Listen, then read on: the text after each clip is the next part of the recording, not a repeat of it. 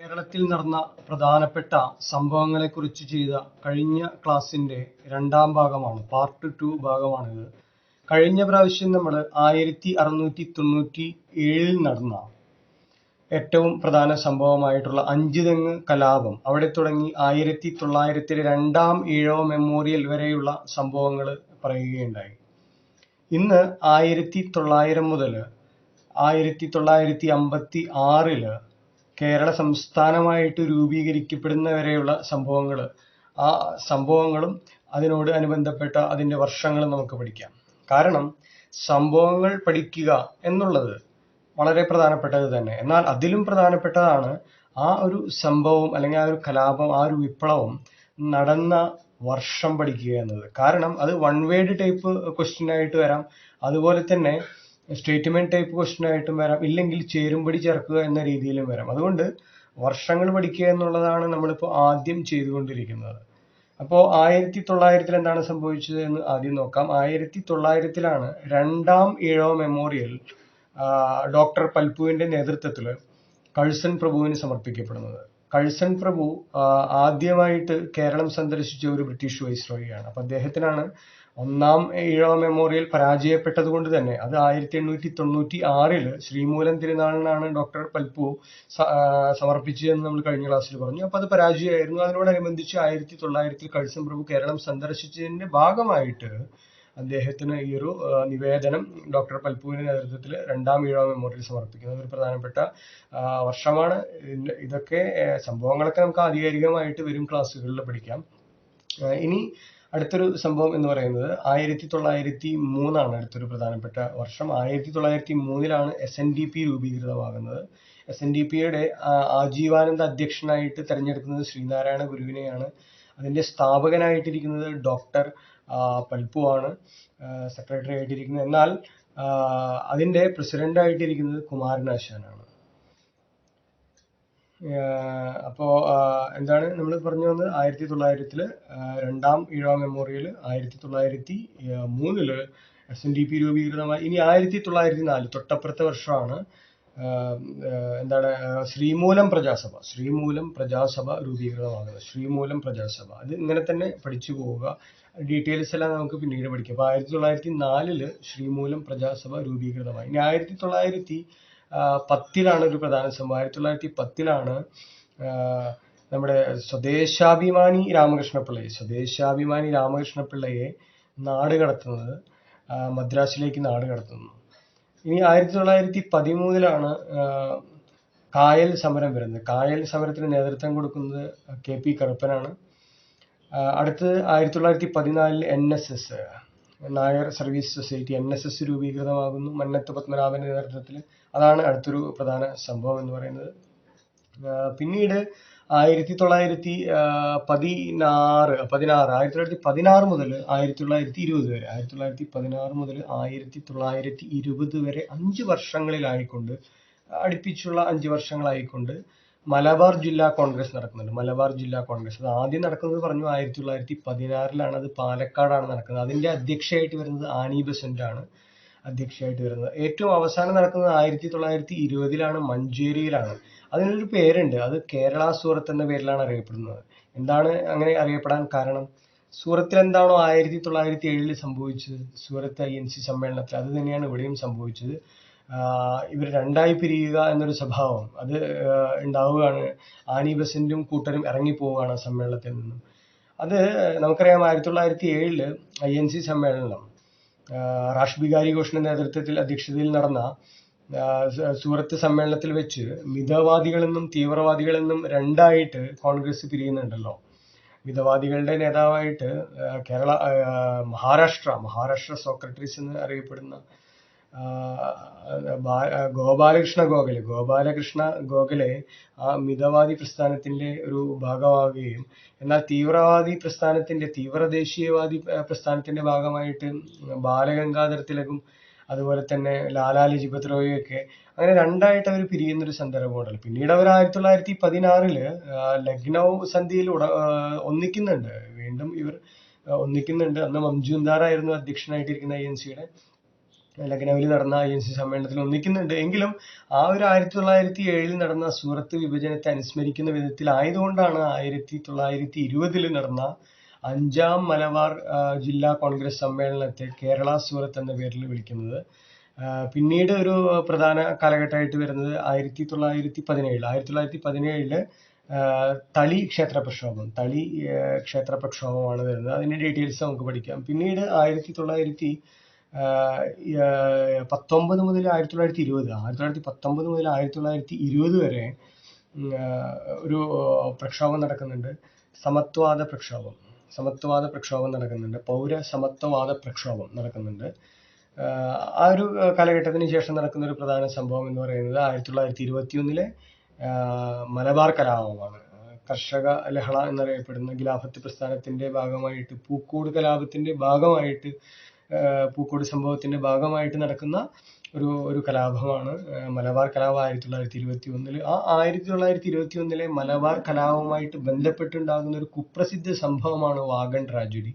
വാഗണിലേക്ക് കൊണ്ടുപോയിരുന്ന സമരാർത്ഥികളെ അവരെ ഒരു വാഗണിൽ കയറ്റിയിട്ടാണ് MSLV 1711 എന്ന് പറയുന്ന അത് വാഗൺ നമ്പറാണ്. ആ വാഗണിൽ കയറ്റി തിരൂർ ടു കോയമ്പത്തൂരിലേക്കാണ് അവരുടെ യാത്ര. അതിനിടയിൽ അവർ ശ്വാസം കിട്ടാതെ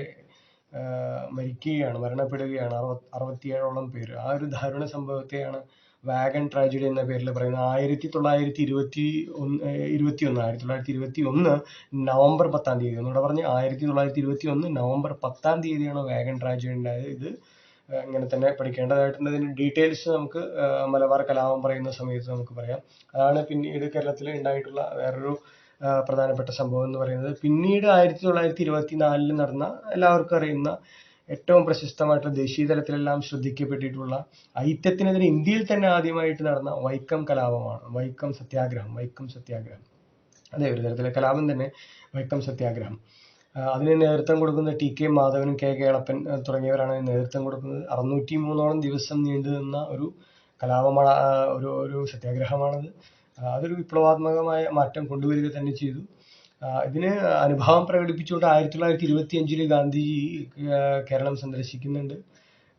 അപ്പോൾ അതൊരു പ്രധാന സംഭവമായിട്ട് നമുക്ക് വളരെ ഡീറ്റെയിൽ ആയിട്ട് പഠിക്കേണ്ട ഒരു സംഭവം തന്നെയാണ് വൈക്കം സത്യാഗ്രഹം എന്ന് പറയുന്നത്. അത് നമുക്ക് പഠിക്കാം. പിന്നീട് വളരെ പ്രധാനപ്പെട്ട ഒന്നെന്ന് പറഞ്ഞാൽ 1924 കൽപ്പാത്തി സമരമാണ്. അത് പാലക്കാട് നടന്ന കൽപ്പാത്തി സമരമാണ്.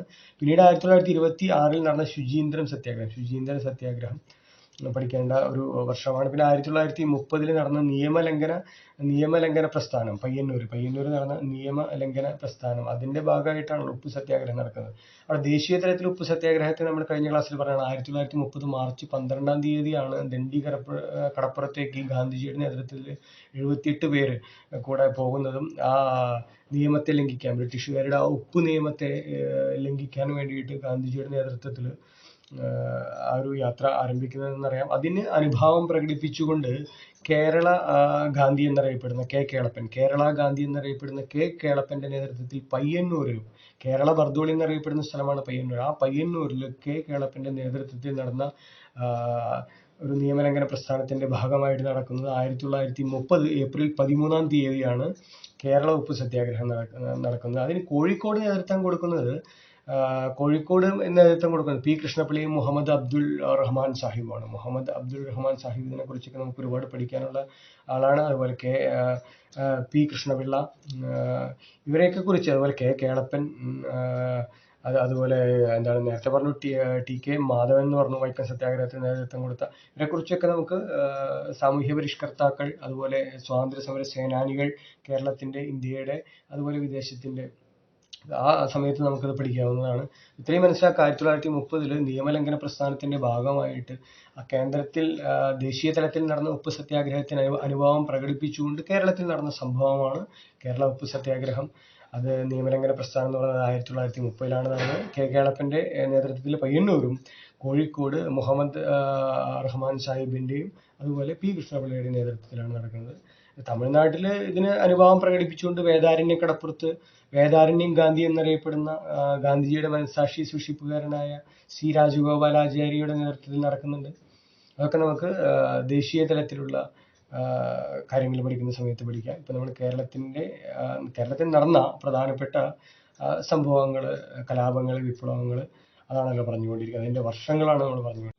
1931 നടന്ന ഗുരുവായൂർ സത്യാഗ്രഹമാണ് ഇനി അടുത്ത പ്രധാനപ്പെട്ട ഒരു സത്യാഗ്രഹമായിട്ടൊരു സമരമായിട്ടൊക്കെ നമുക്ക് പഠിക്കാനുള്ളത്. 1931 ഈ ഒരു ഗുരുവായൂർ സത്യാഗ്രഹം നടക്കുന്നത്.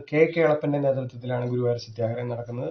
ഗുരുവായൂർ സത്യാഗ്രഹവുമായി ബന്ധപ്പെട്ട് നമുക്ക് ഒരുപാട് കാര്യങ്ങൾ പഠിക്കാനായിട്ടുണ്ട്. അത് വിശദമായിട്ട് ഓരോ സത്യാഗ്രഹങ്ങൾ നമ്മൾ എടുത്തെടുത്ത് പഠിക്കുന്നുണ്ട്. അപ്പോൾ പറയാം. ഇപ്പൊ ഡേറ്റ് ഓർത്ത് വെക്കുക, ഒരു കാരണവശാലും മറക്കാൻ പാടില്ല. 1931 ഗുരുവായൂർ സത്യാഗ്രഹം നടക്കുന്നത്. 1932 ഒരു പ്രധാന സംഭവമായിട്ട് വരുന്നത് നിവർത്തന പ്രക്ഷോഭം. കേരളത്തിൽ ഈ ഒരു public service commission, Kerala P S C അല്ല, ആദ്യമായിട്ട് വരുന്നത് തിരുവിതാംകൂർ PSC ആണ്. തിരുവിതാംകൂർ PSC അഥവാ PSC, പബ്ലിക് സർവീസ് കമ്മീഷൻ, PSCയുടെ രൂപീകരണത്തിന് കാരണമായിട്ടുള്ള ഒരു സമരമാണ് നിവർത്തന പ്രക്ഷോഭം. 1932 നടന്ന നിവർത്തന പ്രക്ഷോഭം C. കേശവന്റെ നേതൃത്വത്തിലാണ് നടക്കുന്നത്. C. കേശവനെ പറ്റി ഒരുപാട് പഠിക്കാനുള്ളതാണ് നമുക്ക്. C. കേശവനാണ് 1935 കോഴഞ്ചേരി പ്രസംഗം, വിവാദമായിട്ടുള്ള കോഴഞ്ചേരി പ്രസംഗം നടത്തുകയും ജയിൽ ശിക്ഷ അനുഭവിക്കേണ്ടി വന്ന ആള്. അതുപോലെ അദ്ദേഹത്തിന്റെ മറ്റൊരു വിവാദമായിട്ടുള്ള പ്രശസ്തമായിട്ടുള്ള ഒരു പ്രസംഗമാണ് ഭഗവാൻ കാറൽ മാർക്സ്. ഇങ്ങനെ ആ C. കേശവന്റെ നേതൃത്വത്തിലായിരുന്നു ആ ഒരു 1932 നടന്ന നിവർത്തന പ്രക്ഷോഭം. അത് ഈ ഒരു ഡേറ്റ് നമ്മൾ ഓർത്തു വെക്കേണ്ടതായിരുന്നു. 1935 കോഴഞ്ചേരി പ്രസംഗം നമ്മൾ പറഞ്ഞു. പിന്നീട് അതൊരു ഇതായിട്ട് തന്നെ പഠിക്കേണ്ടതായിട്ടുണ്ട്. ആ ഒരു പ്രസംഗം നമ്മളെ ഒരു സംഭവമായിട്ട് തന്നെ പഠിക്കേണ്ടത്. കാരണം അത് PSC പ്രീവിയസ് ആയിട്ട് ചോദിച്ചിട്ടുള്ളതാണ്. കോഴഞ്ചേരി പ്രസംഗം നടത്തിയത് ആരാണ്, അതിന്റെ വർഷം ഏതെന്ന് ഒക്കെ ചോദിച്ചിട്ടുള്ളതാണ്. 1936 പട്ടിണി ജാഥയാണ് അടുത്തൊരു പ്രധാന സംഭവം. 1936 പട്ടിണി ജാഥ. അതിനാരാണ് നേതൃത്വം കൊടുക്കുന്നത്? അതിന് നേതൃത്വം കൊടുക്കുന്നത് AKG ആണ്. AK ഗോപാലനാണ് അതിന് നേതൃത്വം കൊടുക്കുന്നത്. പട്ടിണി ജാഥ കണ്ണൂരിൽ നിന്ന് മദ്രാസ് വരെയാണ് ആ ജാഥ. 32 പേരാണ് അദ്ദേഹത്തിന് അതിന്റെ കൂടെ, ഈ ജാഥയ്ക്ക് കൂടെ അനുഭാവം പ്രകടിപ്പിച്ചുകൊണ്ട് ഉണ്ടായിരുന്നത്. അപ്പൊ 1936 പ്രധാന സംഭവം പട്ടിണി ജാഥയാണ്. അത് AKGയുടെ നേതൃത്വത്തിൽ പട്ടിണി ജാഥ നടത്തുന്നതായിട്ട് നമുക്ക് കാണാം. അതുപോലെ നമ്മൾ ഒരുപാട് ജാഥകൾ പഠിക്കാനായിട്ടുണ്ടായിരിക്കും. മറ്റൊരു പ്രധാനപ്പെട്ട ജാഥയാണ് യാചനായാത്ര. ഇങ്ങനെ യാത്രകളുണ്ട്. പട്ടിണി യാത്ര, യാചനായാത്ര. അങ്ങനെ നമുക്ക് യാചനായാത്ര ആരാണ് നടത്തിയത്? യാചനായാത്ര നടത്തിയത് ആരുടെ നേതൃത്വത്തിലാണെന്ന് ചോദിച്ചാൽ VT ഭട്ടതിരിപ്പാടിന്റെയാണ്. VT ഭട്ടതിരിപ്പാട് നമുക്ക് എടുത്തു പഠിക്കാനുള്ള ഒരു വ്യക്തിയാണ്. അതൊക്കെ പഠിക്കാൻ നമുക്ക്. അതുപോലെ അക്കമ്മ ചെറിയാന്റെ നേതൃത്വത്തിലാണ് രാജധാനി മാർച്ച് നടക്കുന്നത്. രാജധാനി മാർച്ച് നടക്കുന്നത് അക്കമ്മ ചെറിയാനാണ് അതിന് നേതൃത്വം കൊടുക്കുന്നത്. ഇതൊക്കെ നമുക്ക് വിശദമായിട്ട് പഠിക്കാം. ഈ ഒരു സന്ദർഭത്തിൽ ഇങ്ങനെ പറഞ്ഞു എന്നുള്ളത്. അപ്പോൾ 1936 പട്ടിണി ജാഥ AKGയുടെ നേതൃത്വത്തിൽ. പിന്നെ 1936 ഏറ്റവും പ്രധാനപ്പെട്ടത് ക്ഷേത്രപ്രവേശന വിളംബരം നടന്നത്. തിരുവിതാംകൂറിന്റെ മാഗ്ന കാർട്ട എന്നറിയപ്പെടുന്ന ഗാന്ധിജി ഒരു ആധുനിക ഇന്ത്യയിലെ ഒരു മഹാത്ഭുതം എന്ന് ഗാന്ധിജി വിശേഷിപ്പിച്ച ക്ഷേത്ര പ്രവേശന വിളംബരം നടന്നത് 1936 ഇതിനെപ്പറ്റി ഒരുപാട് പേര് ഇതുപോലെ ഇത്തരം പരാമർശങ്ങൾ നടത്തിയിട്ടുണ്ട്. C. രാജഗോപാലാചാര്യൊക്കെ ഇതിനെപ്പറ്റി പറഞ്ഞിട്ടുണ്ട്. അതൊക്കെ നമുക്ക് ഓരോ കോട്ടുകൾ, ഓരോരുത്തർ പറഞ്ഞ കോട്ട്സ് നമുക്ക് പഠിക്കാവുന്നതാണ്. 1936 ക്ഷേത്ര പ്രവേശന വിളംബരം നടന്നത് ഏറ്റവും വലിയൊരു സംഭവം തന്നെയാണ്. ചിത്തിര തിരുനാളായിരുന്നു അന്നത്തെ ഭരണാധികാരി. സർ CP രാമസ്വാമി അയ്യരായിരുന്നു ദിവാൻ. അപ്പോൾ അതാണ് മറ്റൊരു പ്രധാനപ്പെട്ട സംഭവമായിട്ട് 1936 വരുന്നത്. പിന്നീട് 1938 ഉത്തരവാദ പ്രക്ഷോഭ സമരം നമ്മൾ പറഞ്ഞു. അതായിട്ട് ബന്ധപ്പെട്ടിട്ടാണ് ഈ ഒരു രാജധാനി മാർച്ചൊക്കെ നടക്കുന്നത്. രാജധാനി മാർച്ചിന് നേതൃത്വം കൊടുത്തത് അക്കമ്മ ചെറിയാനാണെന്ന് നമ്മൾ പറഞ്ഞു. പിന്നീട് ഒരു പ്രധാന സംഭവം എന്ന് പറയുന്നത് 1938 തന്നെ, 38 കല്ലറ പാങ്ങോട് സമരം. ഇത് പഠിച്ചു വയ്ക്കുക. കല്ലറ പാങ്ങോട് സമരം ഒക്കെ ഡീറ്റെയിൽ ആയിട്ട് നമ്മൾ അടുത്ത ക്ലാസ്സുകളിൽ തന്നെ കേരള സമരങ്ങളൊക്കെ അതിൽ പ്രധാനപ്പെട്ട ക്വസ്റ്റ്യൻസ് മൊത്തം ചരിത്രം അവലോകനം ചെയ്യല്ല, നമുക്ക് PSCക്ക് കലാകാലങ്ങളായിട്ട് ചോദിക്കാൻ സാധ്യതയുള്ള, ഒരുപാട് തവണ ചോദിച്ചിട്ടുള്ള, ആവർത്തിച്ച് വന്നിട്ടുള്ള അങ്ങനെയുള്ള ക്വസ്റ്റ്യൻസ് ആണ് നമ്മൾ ഈ ഒരു പ്രക്ഷോഭങ്ങളും സമരങ്ങളും വിപ്ലവങ്ങളുമായിട്ട് ബന്ധപ്പെട്ട് നമ്മൾ പഠിക്കാൻ പോകുന്നത്. അതുപോലെ സാമൂഹ്യ പരിഷ്കർത്താക്കളായിക്കോട്ടെ, നവോത്ഥാന നായകരായിക്കോട്ടെ, ഇതെല്ലാം നമ്മൾ അത്തരം ആ ഒരു രീതിയിലാണ്. അല്ലാതെ സമ്പൂർണ്ണമായിട്ട് അവരുടെയൊക്കെ ജീവചരിത്രം പഠിക്കാൻ നിൽക്കുന്നില്ല. അങ്ങനെയാണെങ്കിൽ ഒരുപാട് ബുക്സ് ഉണ്ട് ഓരോരുത്തർക്കും ജീവചരിത്ര ങ്ങളുണ്ട്. അതുപോലെ തന്നെ കേരള ചരിത്രത്തെ സംബന്ധിച്ച് ഒരുപാട് ബുക്സ് നമുക്ക് അവൈലബിൾ ആണ്. അതൊക്കെ നമുക്ക് എക്സ്ട്രാ സ്റ്റഡിയുടെ ഭാഗമായിട്ടോ അല്ലെങ്കിൽ ഒരു ജിജ്ഞാസുവിനെ സംബന്ധിച്ചതൊക്കെ വായിക്കാം. പക്ഷേ ഒരു എക്സാം ഓറിയന്റഡ് ആയിട്ട് പഠിക്കുന്ന ആളുകൾ, PSC നേടണം അല്ലെങ്കിൽ ഒരു മത്സര പരീക്ഷയ്ക്ക് പഠിക്കുന്ന ആളുകളെ സംബന്ധിച്ച് അതിൽ ഏറ്റവും പ്രധാനപ്പെട്ടത് നമ്മൾ ഡിറൈവ് ചെയ്തെടുത്തിട്ട് അതാണ് മനസ്സിലാക്കേണ്ടത്. ആ വർഷങ്ങളാണ്, ആ സംഭവങ്ങളാണ്, അല്ലെങ്കിൽ അതിൽ പറഞ്ഞിരിക്കുന്ന ആളുകളുടെ പേരുകളാണ് നമ്മൾ പഠിക്കേണ്ടതായിട്ടുള്ളത്. അപ്പോൾ 1938 കല്ലറ പാങ്ങോട് സമരം നോട്ട് ചെയ്യുക. അതുപോലെ 1938 കടക്കൽ പ്രക്ഷോഭം, കൊല്ലം ജില്ലയിൽ നടന്ന കടക്കൽ പ്രക്ഷോഭം വളരെ പ്രധാനപ്പെട്ട ഒരു സംഭവമാണ്. 1938 നടന്ന. പിന്നീട് ഒരു സംഭവം വരുന്നത് 1940 1940 കമ്മ്യൂണിസ്റ്റ് പാർട്ടി കേരളത്തിൽ രൂപീകൃതമാകുന്നത് 1940 ആ 1940 തന്നെയാണ് മൊറാറ സമരം. KPR ഗോപാലിന്റെ നേതൃത്വത്തിൽ നടന്ന മൊറാറ സമരം. KPR ഗോപാലിനാണ് അതിന് നേതൃത്വം കൊടുക്കുന്നത്. അദ്ദേഹത്തിന് വധശിക്ഷയ്ക്ക് വിധിക്കുന്നുണ്ട്. അദ്ദേഹത്തെ വധശിക്ഷയിൽ നിന്ന് രക്ഷിച്ചത് ആരാണ്, രക്ഷിച്ച പ്രമുഖ വ്യക്തി ആരാണെന്നൊക്കെ ചോദിക്കേണ്ടത് സാക്ഷാൽ ഗാന്ധിജി തന്നെയാണ്. മഹാത്മാഗാന്ധിയാണ് അദ്ദേഹത്തെ, KPR ഗോപാലിനെ തൂക്കുകയറിൽ നിന്നും വധശിക്ഷയിൽ നിന്നും രക്ഷിക്കുന്നത്. അത് കമ്മ്യൂണിസ്റ്റ് പാർട്ടി യുടെ തന്നെ ഒരു അനുഭാവിയാണ്. അവരുടെ നേതൃത്വത്തിൽ നടന്ന ഒരു സമരം എന്ന് വേണമെങ്കിൽ നമുക്ക് മൊറാറ സമരത്തെ വിശേഷിപ്പിക്കാവുന്നതാണ്.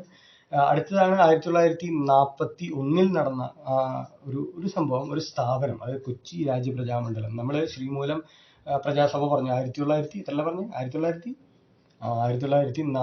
ശ്രീമൂലം പ്രജാസഭ വന്നതായിട്ട് പറഞ്ഞു. അതുപോലെ തന്നെയാണ് 1941 കൊച്ചി രാജ്യപ്രജാ മണ്ഡലം വരുന്നത്. പിന്നെ പിന്നീട് നടക്കുന്ന ഒരു പ്രധാന സംഭവം എന്ന് പറയുന്നത് 1941 കയ്യൂർ സമരമാണ്. 1941 കയ്യൂർ സമരം അത് നടക്കുന്നത് കാസർഗോഡ് ജില്ലയിലാണ്. അതിൽ പങ്കെടുത്ത മുഖ്യമന്ത്രി ആരാണ് എന്ന് ചോദിക്കാറുണ്ട്. അത് EK നായനാർ ആണ്. അതിൽ കൊല്ലപ്പെട്ട ഒരു പോലീസുകാരന്റെ പേര് ചോദിക്കാറുണ്ട്. സുബരായർ ആണ്.